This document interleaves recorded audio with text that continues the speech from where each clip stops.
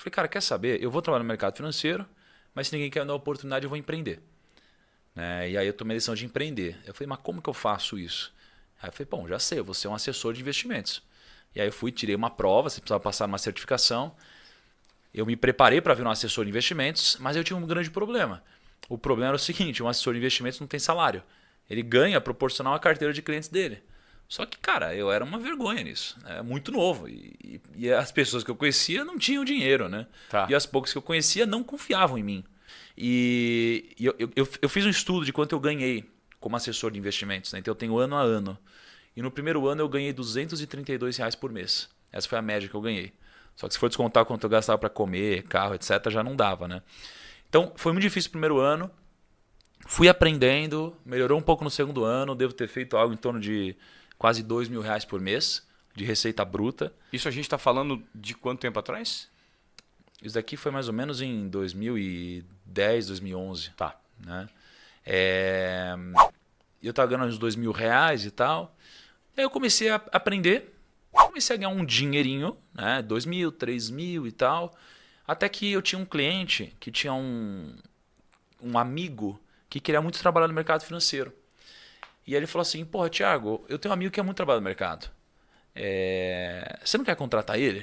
Eu falei, cara, como contratar? Não tenho nem dinheiro para sobreviver. Eu não estou nem buscando, nem pensando nisso. E eu não tinha a cabeça ainda de negócios. E eu era empreendedor que não pensava como empreendedor, eu pensava como um salário. O dinheiro que entrava mensalmente era um salário para mim. E eu falei, pô, deixa eu conversar com ele. A gente marcou um almoço. Esse menino chamava Henrique, né? Esse menino que queria trabalhar no mercado, chamava Henrique. E aí, esse meu amigo disse o seguinte: pô, o Henrique quer muito trabalhar no mercado, Thiago. E eu falei, mas eu não tenho dinheiro. O que você faz? Ele falou, pô, eu aperto parafuso na Mercedes. Então ele trabalhava em São Bernardo, montava caminhão, apertava parafuso de caminhão, para-choque de caminhão. Muito doido. Eu falei, cara, se era difícil para mim, imagina para você. Tipo, você não tem nenhum relacionamento, nada disso e tal. E nenhuma base de mercado. Como que você trabalharia, né? Ele falou, cara, eu quero muito, muito, muito, muito. Eu falei, pô, você mora em São Bernardo, a gente tá aqui em São Paulo, na Paulista na época. Quanto que você gasta para vir para cá? Aí ele falou, com comida e transporte eu gasto R$ 500. Eu falei, meu, eu tenho R$ 500 para te pagar. Você topa? Ele falou, eu topo. Eu falei, então beleza. Com o passar do tempo, a gente começou a contratar outras pessoas, outras pessoas, outras pessoas, outras pessoas. A gente começou a reinvestir no negócio. Nessa época, a gente era assessor de investimentos dentro de um outro escritório. E aí eu chamei o Henrique e tomamos uma decisão de abrir o nosso próprio escritório. Tá. Empreender mesmo, na veia. Empreender mesmo. Então, assim, eu tinha um acordo nesse escritório em que eu gerava uma receita com os meus clientes e eu ficava com um percentual disso, que era um rebate. Né? Eu e o Henrique saímos e montamos o nosso escritório. Então a gente foi trabalhar num coworking. E aqui a gente começou a expandir mais. Então imagina que eu tinha acabado de conseguir ganhar algum dinheirinho, alguma receita previsível por mês. A gente acabou abrindo mão de tudo isso para reinvestir no nosso negócio. Perfeito. E a gente começou a contratar. Antes de vender o escritório, uns 2 anos antes, ou de 1 ano a 2 anos antes, eu estava na praia e a Camila, né, minha namorada, ela me deu um livro para ler. E aí eu li um livro e eu descobri o conceito de equity. E aqui me deu um gatilho, um primeiro gatilho, que foi o gatilho da escala. O gatilho de que não adianta eu querer fazer um negócio que eu vou ganhar um dinheiro se o negócio não ganhar dinheiro. Porque se o negócio não ganhar dinheiro, ele não tem valor. E se o negócio tiver valor, ele vale muito mais do que o que eu ganho por mês. E aqui uma palavra ficou na minha mente, a palavra de escala. Né? E aí eu comecei a focar no negócio, preparei ele, 2 anos depois a gente vendeu. Então a palavra escala estava na minha cabeça.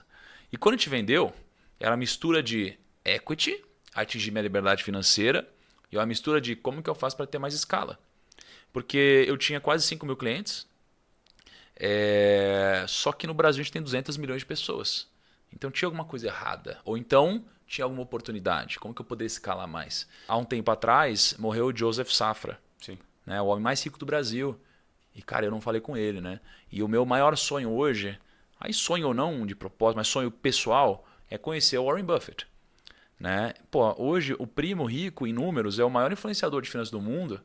E o Warren Buffett, ele é a maior lenda viva do mundo dos investimentos. E você imagina a gente passar por um momento em que o Warren Buffett, que já está lá nos seus 90 anos, não exista mais e eu não pude nem apertar a mão desse cara. Então é muito triste isso, né? E no meu caso eu passei por uma situação que foi o seguinte. Quando eu era assessor de investimentos, eu olhava para os diretores do escritório de outra forma. Eu falava, caraca, olha esses caras, eles são muito bons e tal. Especialmente comunicadores, tá? Então eu lembro que eu fazia reuniões e eu era inseguro. Então eu levava sempre um diretorzão para fazer reunião e ele fazia reunião, parecia que ele estava cantando uma música. Eu falava, cara, que cara bom demais, meu Deus do céu e tal. Eu gostava, ele era muito bom. Ele dava todas as palestras no escritório. Um dia ele não pôde dar a palestra no escritório. Não caiu no meu colo. Esse cara chegou, aí uma outra pessoa chegou e falou, gente, tem aqui tantas pessoas hoje para participarem da palestra, alguém precisa dar. Alguém precisa, na verdade era um treinamento, alguém precisa dar o treinamento. Aí reuniu todos os assessores de investimentos, não eram muitos, deviam ser talvez uns 5, 6, 7, sei lá. Alguém precisa dar. Todo mundo pulou fora, porque todo mundo ficou com medo, envergonhado, medo de falar em público, essas coisas. Eu me borrava também, cara. Mas eu falei, eu quero. Uau, esse é o meu pulo, cara. Isso casa muito com o que eu falo no meu curso de comunicação. É exatamente isso, Thiago. Assim, não evite o medo, lide com ele, chama ele pra dançar, cara. Se exponha. Tomada de risco, mas aí continua. Exatamente. Só que assim, eu tava me borrando mesmo, assim, por 2 motivos. Eu não dominava o conteúdo do jeito que ele dominava. Eu era inseguro porque me fariam perguntas que eu não sabia responder. E falar em público é algo desafiador pra caramba quando você não tá acostumado. E eu fui. Porque na minha cabeça, como que eu iria deixar uma oportunidade dessa passar? Não de falar em público, mas de eu poder dar uma palestra para essas pessoas e depois convidá-las para serem meus clientes. Como? Eu achava isso um absurdo. E eu dei essa primeira palestra / treinamento. Foi muito bom. Né? Eu não era um cara performático, mas eu era um cara bom como educador. Eu sabia ensinar bem. Eu considero hoje que o meu superpoder é ensinar. Eu consigo pegar um conteúdo difícil e passar ele de uma forma organizada e simples. Né? Você usa muito metáfora também, né? Usa um exemplozinho aqui para fazer com que as pessoas tangibilizem o exemplo, né? Para aterrizar. Isso é fundamental para o comunicador. Exatamente, eu concordo. E aí, esse é o meu superpoder. Não é ser muito carismático e tal, é educar bem. Aí, com o tempo, eu fui desenvolvendo outras coisas. Mas quando eu fiz essa palestra, eu entendi que eu fazia isso bem, que eu tinha potencial e que eu abri contas. Então, eu comecei a fazer isso. Até que só eu fazia isso no escritório e ninguém mais fazia. E eu comecei a captar muito cliente fazendo isso. Muito, muito, muito cliente. E eu ficava inconformado em como esse medo paralisava as outras pessoas e elas não captavam clientes porque não tinham essa manha de falar enquanto as pernas tremiam. Né? Elas queriam que a perna parasse de tremer, né? O que o Warren Buffett sempre diz. E eu segui nessa jornada. Aí eu aprendi que eu poderia ser um bom educador, um bom palestrante. Né? Mas eu nunca imaginaria palestrar no sentido tradicional de ver uma palestra de alguém, né? E sim algo específico em que o tema fosse maior do que eu.